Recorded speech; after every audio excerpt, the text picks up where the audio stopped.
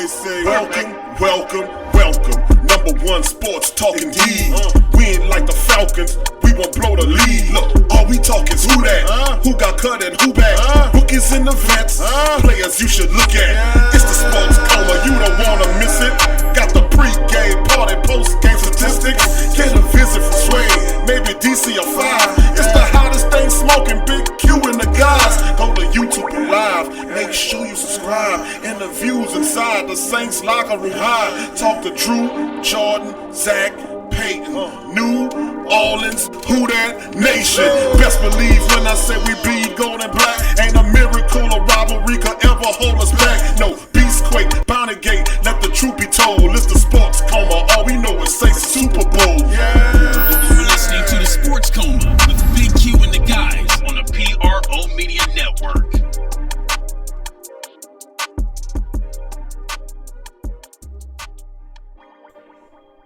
Who that fam?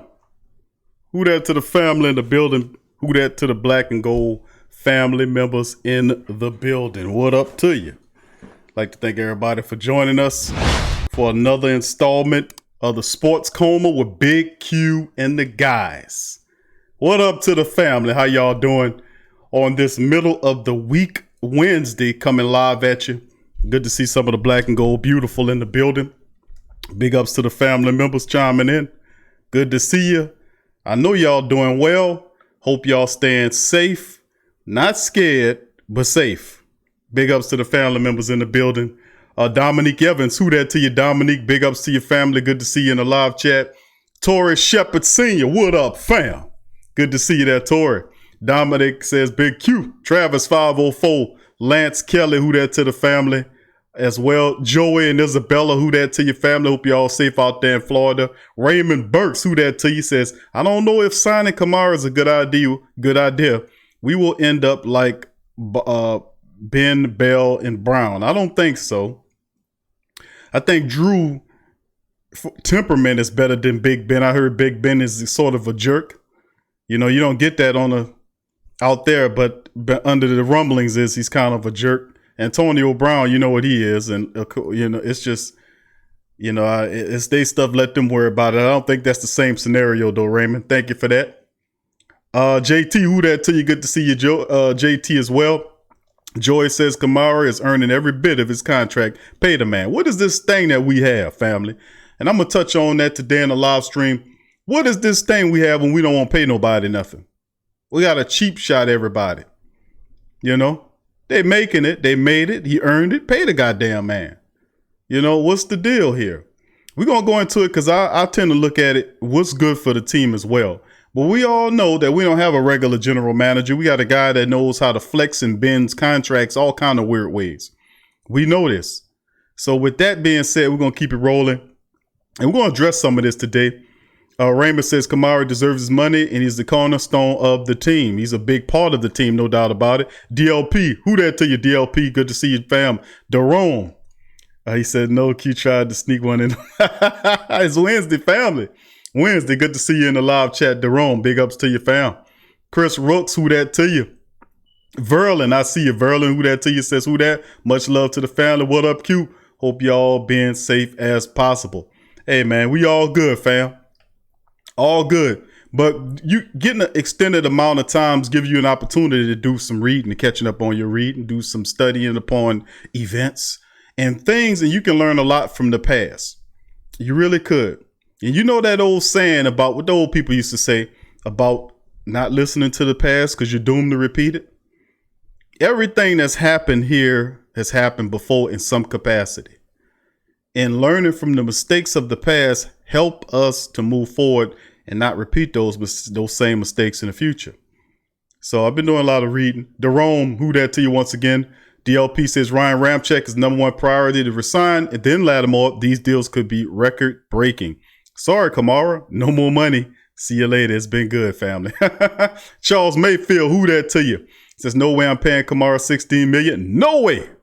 I hear you, fam. Dominique says trade him for a draft pick. Running backs get complacent and have a short shelf life. Already almost every running back in the league that I've got that big payday got hurt or don't run hard no more. Good point. But there aren't too many backs as good as an Alvin Kamara or Christian McCaffrey. Those are very rare backs indeed. Jerome, big ups to you. Chris Cook, Rooks, who that to you as well. Like I said, Gerard Stevenson, Wazam, fam. Good to see you there, Gerard. Big ups to you, fam. Trail Hatch, who that to you. Derek Lockett, who that to you. Superstar Louisiana boy, who that to you. Farouk Obasi, who that to you, fam. Good to see you. He said, with Q, what's manifesting, fam? A lot of positive, fam. In a world full of people trying to get you to trip out and wig out, everything's manifesting in the correct fashion. Thank you, Farouk. Charles Mayfield said, I'm not downing him, but 16 million. No way, he ain't worth that. Big ups to you. Neville, who that to you as well. Good to see all y'all in the chat. Iceman chiming in. If I'm Alvin Kamara, I have a problem with the Saints waiting until the last year to pay me. They didn't make Drew wait, but Kamara has been a staple in the Saints offense. Good point, Iceman. Good point. I don't know if I would be, you make me wait to the last deal, but what more can I give you if I'm Alvin Kamara to prove to you that I am worthy of a payday? What more can I do? You know, I've rushed for over 2,000 yards in the 3 years that I've been here. Went to three Pro Bowls, rushed for over 2,000 yards, caught over 2,000 yards worth of passes. I'm going to go over statistics. Who that to your Sub-Zero? I see you, fam. Who that to your Ramsey? And I'm going to go over the statistics, and I'm going to do a comparison of statistics, Kamara versus McCaffrey. And, you know, I don't know if he takes up as much offense. I doubt he takes Kamara doesn't take up as much offense as a McCaffrey does. Of course, you have Michael Thomas who broke the single season receiver record last year. He has his major payday. And it just so happens this is the best part of drafting well. You get all these fantastic players, you got to pay them. Or find out inventive or creative ways how to do it. Now, I've heard that you're about the Saints, you can't pay everybody. And that's true. Is this one of those situations where you lose your running back and then you rely on undrafted guys like years past? Is that what this is? We'll see. We'll talk about it today. Ramsey says, what up, Q? If Kamara's asking for more than $10 million, let him go. Crick says, y'all aren't the ones signing the checks. Iceman says, Sproles, Ingram, Reggie Bush, Pierre Thomas. These are all running backs that the Saints shipped out way too early. Great point. Great point. And all of those backs were productive. Sproles, Ingram, Reggie Bush, Pierre Thomas. You're talking about some of the stalwarts of the running back position over some time. Iceman said, I'm a mean dude. I mean, dude has an offensive rookie of the year, 3-time Pro Bowl. I mean, come on. That's worth something. That is very true. He's balled out of control. He's been special the 3 years that he's been here. You couldn't have asked for more out of Alvin Kamara. Actually, you could have. Last year, you could have played a lot better, like you gave a damn. Whether you was pissed off or not, you should have played a little bit more with more oomph. Some people said that he was hurt, more hurt than he let on. That's still up to debate and the rest. So in this episode of the Sports Coma is entitled, this is our Saint News, and it says, guess who's next to get paid? And we know who it is. We was waiting for the shoe to drop with McCaffrey. That happened a day earlier in the week where he got his big time pay. And that's what occurred, you know, boom. McCaffrey gets the mega payday. We'll talk about that. We'll also other stories pertaining around the NFL in terms of what's going on in the city of New Orleans in terms of sports and festivals. I'll read an article to you guys about that in football in the future. And of course, the NFL, what they see moving ahead. And we'll talk some draft prospect talk. The Saints talking to quarterbacks we've never even heard of before. So a lot going on in the Saints world as it stands. And without further ado, I'd like to start off by saying welcome. You're now rocking with the Sports Coma with Big Q and the guys. And we have intense, entertaining, educating, and enlightening sport talk from your favorite sports family. I'm Big Q if you don't know. This is the Sports Coma Live, episode 109, show number 511 of them things. That's right. 109 on the TSC Live and show number 511, well over 5 years of dedicated Saints football talk from the Sports Coma family. And I like to ask everybody in the live stream to please hit the like button. And feel free to hit the chat up with questions and concerns, and comments. I'll do my best to kind of roll over you guys' questions and hit you up. Trail Hatch, big ups to you. Who that to you in the chat? Zach Johnson, the Bucks fan in the house. We get some all, family. We got Falcons, we got Bucks fans, Carolina fans. We get them all here in the Sports Coma. Even though we're a Saints show, we get a lot of our NFC South extended family members like to chime in. As long as they keep it respectful, and Zach always does, they're welcome to come on in. Okay, Kyle, what up, Kyle? Kyle Walter, who that to you, Kyle? Good to see your family, as well as he chiming in the live stream. Good to see the family all doing well here. Please hit the like button.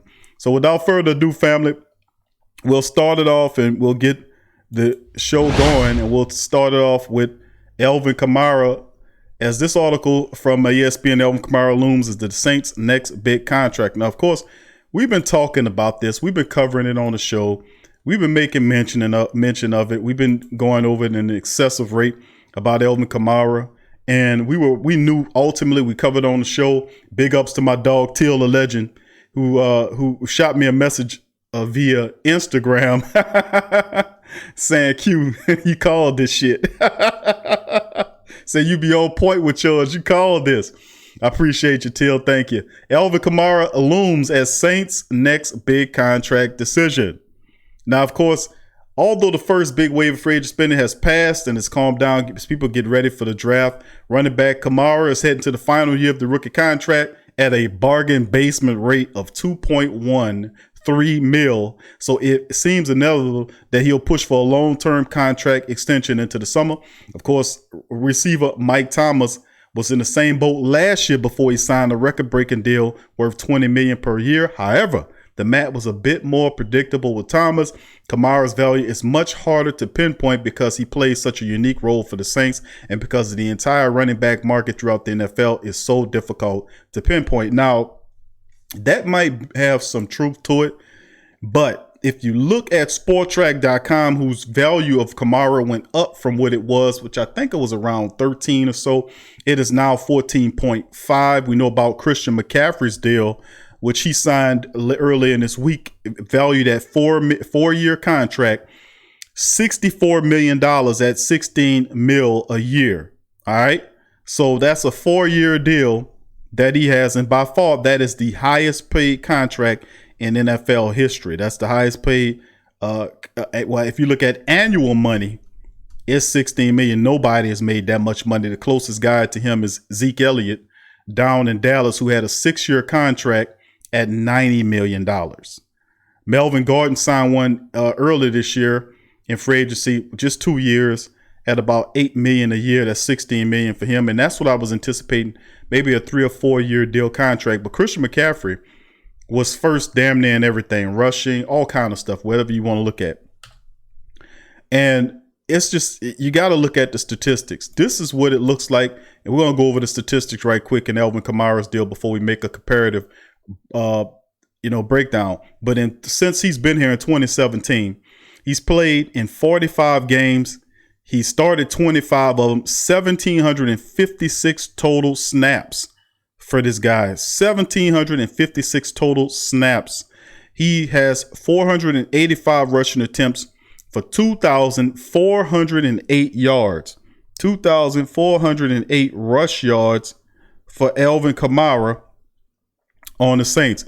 Now, how many rushing TDs is that? He has 27 rush TDs in his career. So as a running back for the Saints, 2,408 yards rushing with 27 rushing touchdowns in his career.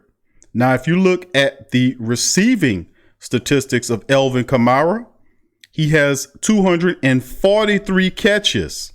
243 catches for 2,068 yards with 10 receiving touchdowns in the mixture. So that's pretty good for Alvin Kamara, with 27 rushing touchdowns and 10 receiving touchdowns to go into the mix. And a lot of people, like we're saying, according to Sporttrack, estimated value, they're looking at just under $15 million a year. 4-year contract valued at $60 million. is what the agent Rich Paul greedy ass is probably going to look at. Let's look at Christian McCaffrey, because I like to do these comparisons just to kind of bring light what these guys are doing. You look at statistics from McCaffrey over the last 3 years. They both came in the league at the same time. And Christian McCaffrey's numbers is that he had 2,700 snaps, 2,778 snaps since he's been in the league. He's rushed for 2,900 yards, 2,920 to be actually honest with you, 2,920. He has 24 rushing touchdowns on the year. And when you look on his career, and then if you look at his catching stash, his receptions, he's caught 2,500. Actually made 2,523 yards worth of catches, and he has 15 touchdowns catching versus Alvin's 15. So you can see the comparative numbers right there. 2,900 rush yards with 24 touchdowns versus Kamara's 2,408 with 27. So Kamara's got him beat with the rushing touchdowns, but the catches, if you look at it, 303 catches for McCaffrey. I don't know if I told y'all that. 303 catches for McCaffrey versus 2,523 yards for him doing it. And then, of course, 15 receiving touchdowns versus Kamara's 10. And he has almost about 500 more yards, a little under 500 more yards than Kamara does. So you can see just me just doing a little comparative shopping here and looking at both of the statistics of both these guys. And it's pretty much out of world if you take a look at it. But what I'm doing is just to show you guys exactly how important and how valuable guys like these are. I mean, absolutely terrific production from these guys. Now, let me keep, give me just a second here, family. Let me keep on getting into the statistics of the matter and going down in this article. Now, it says, is any chance? Now, we've had professionals to come on the show and talk about their ideas. Any chance that Kamara gets traded? This is from the article with Larry Triplett. We're working on getting him on Mike Triplett, working on getting him on the show. The idea can't be ruled out because we've seen the Saints trade dynamic playmakers Cooks, Graham, and Sproles in recent years, but so far no reports of any trade talks involving Kamara.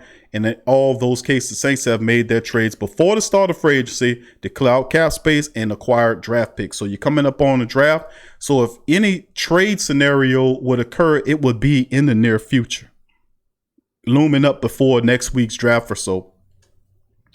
It appeared to be the way I'm looking at it. But if nothing happens after that, it could be possible the Saints are looking at paying this man. We'll see, because you damn sure won't let him walk out the door for nothing. Hopefully they won't. Now they're saying, how much is he worth? We just covered that. We went over the statistics of what McCaffrey's making. What is Ezekiel Elliott making? SportTrack says just under $15 million a season. To be honest, I'm gonna go over the SportTrack number again, which basically breaks down and tells you that Kamara's 14.9, 4 years at almost 60 million, just shy of 60 million. That's an average of just 14 million a season, 14.9 on the season. And that would definitely make him the second highest paid behind McCaffrey. But that is what he's doing. A lot of people say, Q, ain't nowhere in the world we're going to pay that man that goddamn money. I'm just going to be honest with you, bro. The man that did everything that anyone could possibly do. He could have played a little harder last year. But, man, you can't cheap shot him. And if he's looking to get paid, he already got a high price agent who's known to get his agent's current money, big money. So things are looking kind of special for Alvin Kamara. The Saints been living on a bargain basement deal off this guy he's been making basically third round money, and the extra money that he's acquired has something to do with his off the field work. How good of a businessman is he? Is he getting any commercials or movie roles or what have you that's bringing him currency? But inside of the field of play, he is pretty much maxed out his incentives and his contracts, catching, rushing, playing time, and the likes. He's made 3 Pro Bowls. That's extra. So he's done a lot to kind of ingratiate itself to the Saints and prove that he wants to be here. But just like many other talented players, you're going to have to pay me. Now, we talked about what Melvin Gordon got, which is a lot of people would like to keep him at the $8 million range. I talked about it a couple of days ago when I said Kamara could be a guy that the Saints issue out an $8 million deal, maybe 3 or 4 years. We talked about it anywhere between 25 to 30 million for 4 years at $8 million with a super signing bonus attached to it. But, you know, they're acting real bad with the running backs, except for McCaffrey. A lot of guys are not getting their fair due. Guys like Derrick Henry, and guys like Kenyon Drake, who's played well. You got Austin Eckler, who got his 4-year deal at 24.5, very productive deal. But Alvin Kamara, like I said, he's special. We talking trade talk. You won't actually know this until the bottom line. Now let's keep going to the article. What is the value? What is Kamara's value to the Saints organization? Well, I ran down his numbers. He gained 1,330 yards from scrimmage, 6 touchdowns last season, averaging about 1,573 yards from scrimmage and 16 touchdowns in each of his first 2 seasons. And it's saying that he typically plays 70% of the Saints snaps on offense as opposed to McCaffrey, who plays 90%. He's not asking as much money as McCaffrey. He is relatively just south of him. The Saints still view Kamara as a special player, and they value how much he brings to the passing game. 81 catches in each of his first 3 seasons. Plus, Peyton has made it clear he likes Kamara's pitch count, around 60 to 70% of the offense snaps to keep him fresh and healthy. And also to add to that, Coach Peyton stopped running them on 3rd and 1 when you got a 230-pound back behind him. If you really care about his pitch count, do something positive with the pitch count by utilizing the secondary running back to get the short yardage plays to preserve Kamara. Just a little tidbit. Perhaps the argument could be made that the Saints could get by with veteran Latavius Murray. They did it in limited action when Kamara was hurt. And maybe perhaps they can get their hands on a Clyde Edwards-Helaire. And that would be special. Remember, the Saints in Sean Payton's offense could use undrafted running backs. They've done it before with great success. Pierre Talmadge was undrafted. And, of course, we had high-ranking talent like Reggie Bush that played well to help the team as well. But the Saints could do it either or. The thing is, crippling amounts of payments. You're going to pay for Kamara and Mike Thomas and all this kind of stuff. We'll see how the ball rolls. Now, can the Saints afford to do this? Now, they're sitting just above $4 million, according to SportTrack and other NFL. This is NFLPA's figures are saying that they'll need at least $2 million in space for the draft picks. But Kamara is already counting against the cap at 2.376, and the Saints could keep the 2020 cap figure under $4 million if they sign him to a long-term extension. So they shouldn't have too much trouble fitting that in. It's possible the Saints will look for other ways to create more breathing under the cap. One possibility is trading a guy like Warfoot or Easton because they have so much invested at the position after resigning Andrews Pete. Easton could free up, $3 to $5 million that can help out in the deal.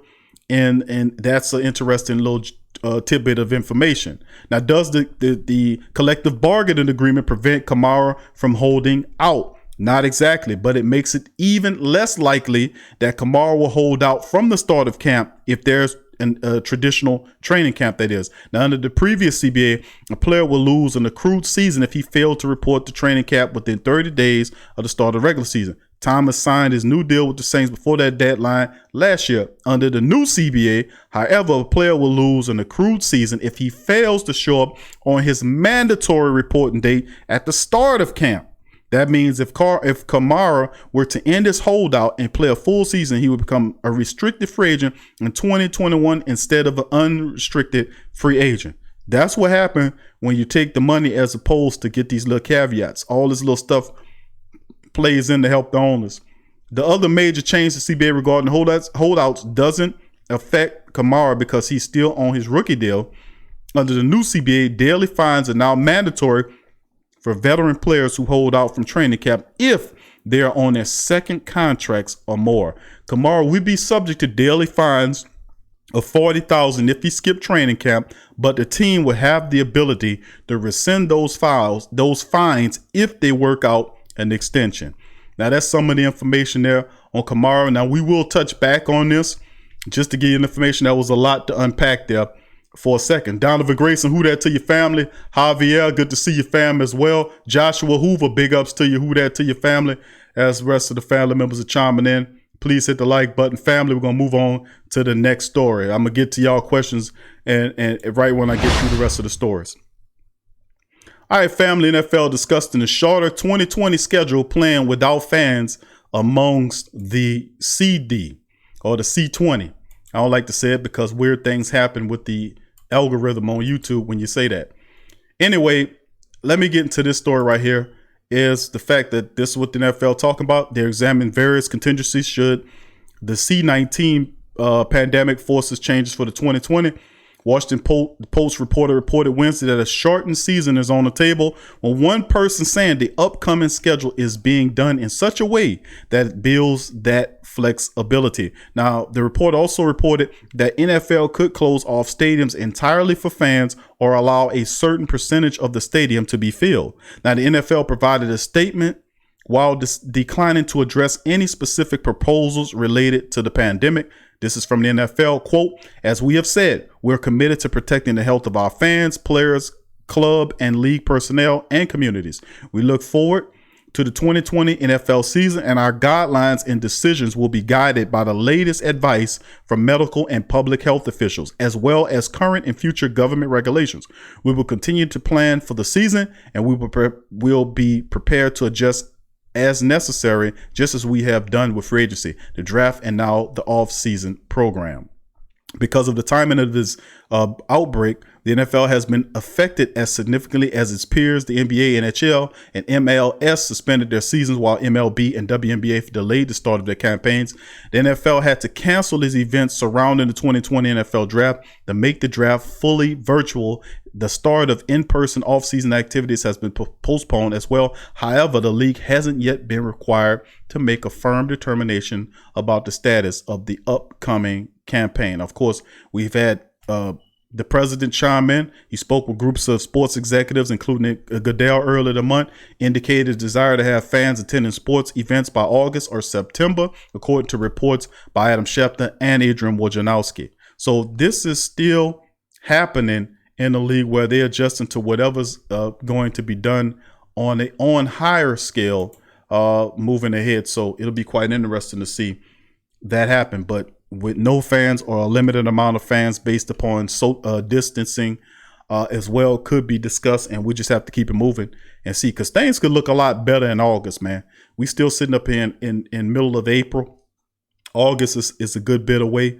Even September and August is a good bit away. Things could change, and I'm hearing rumblings based upon my research, looking into some matters that we hearing rumbling that the economy could get started in the next 30 to 60 days. Well, actually a lot shorter than that based on some of the things we're hearing, because you can't, I mean, it's just a topic for another day to talk on the other show, On Q with Big Q. But the reality of the day is you cannot keep people tamped down like this for long. A lot of people, bills are getting due for people that's not in the essential work field. Bills are starting to catch them. Not enough relief. Some of the money, $1,200, whatever it is, bucks was released to some people. Some people got it, some people don't. That's not enough money. Not being ungrateful. I'm saying that the situation that we're under right here need more support than what we get, and you cannot kibosh the environment or the people as long as you are, because they got to make a living for their family. We live with a lot of risks, and if that's the case, let's put some gloves on. If you mask up, do what you got to do. When the AIDS epidemic was running around, we didn't have masks on, all that. What you did? Did you stop having, you know what? No, a lot of these guys out here, you know what they did? They put protection on. The women's use protection. Everybody use protection. It's, you know, let's get that as well. If we got to put on masks to get working again, or put on gloves or whatnot, let's get it going. You know what I'm saying? This is what's looking at coming ahead, because with the economy grind to a halt, a lot of people are just kind of tamped down, and things are going to get desperate if you keep them tamped down any harder. Just my little take on it. Let's keep it moving, fam. Let's go to the next one. Coming straight from the city of New Orleans, baby, via NOLA.com. New Orleans mayor on 2020 Saints games. I don't think anyone has a clue right now about what's going on. Of course, it was another article released by the mayor of New Orleans, basically saying that the sporting events and the conventions and festivals have all been shut down because of the obvious reasons. It'll be interesting to see just how well things are shake and bake moving forward. Like I just said earlier, my initial statement at the last one saying that, hey, things can change relatively fast. A lot of stuff is in the works right now to aid this that they're not talking about. It's too much still of the hysteria going on about this, that, and the third. I've researched and found out stuff about death certificates have been changed to add possible contributing factors, even though it might not have had something to do with it, and they're using that as a way to ratchet up the numbers for whatever reason. I know what the reason is, but this is, like I said, this is a sports show, and I'm not really dealing with that right now. We talk about that kind of stuff on another show, but this is an interesting development. I just wanted to share this with family about Saints games in 2020. Nobody has a clue right now, and that's true. We're gonna work it out. There's a plan, and people have been thinking about this in a while. They're working on testing. They're working on all the other stuff that's involved, and we'll see how it shake out. This is very interesting. Now, going to the final story before we move on. Sleeper QB prospect worked out with the Saints interview with Drew Brees and the Saints. Now, this is interesting. They had other prospects as well, as the Saints continue to look at other guys here. Now, this guy here that you're looking at, his name is Fine. What's his name here? North Talk. His name is Mason Fine from North Texas. And we know that the QB situation, now we still looking at the QB situation. Taysom Hill is still dangling out there on the Saints first round tender.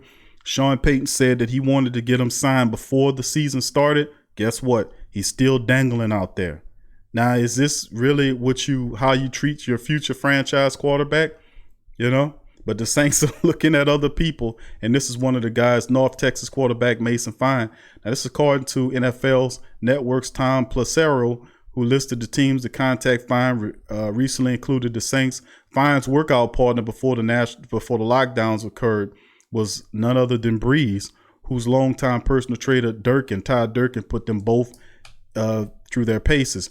What's interesting is that Fine is a dog horse in the draft class, and he's an unheralded prospect who might be picked in the final rounds. Now, of course, there's guys like Florida International's James Morgan, Hawaii's Cole McDonald, Colorado's Steve Montez. Those guys are interesting late prospects that could get some looking. What set Fine apart is that his college production is pretty decent. He put North Texas on his shoulders. He had 1,000 pass attempts in 4 years, leaving the school with about a 63% completion rate. He had 93 touchdowns thrown against just 34 interceptions, 15 of those in 2017, his first 4 years as starter. He's shown he can handle high volume of dropbacks, a responsibility that most college quarterbacks struggle with.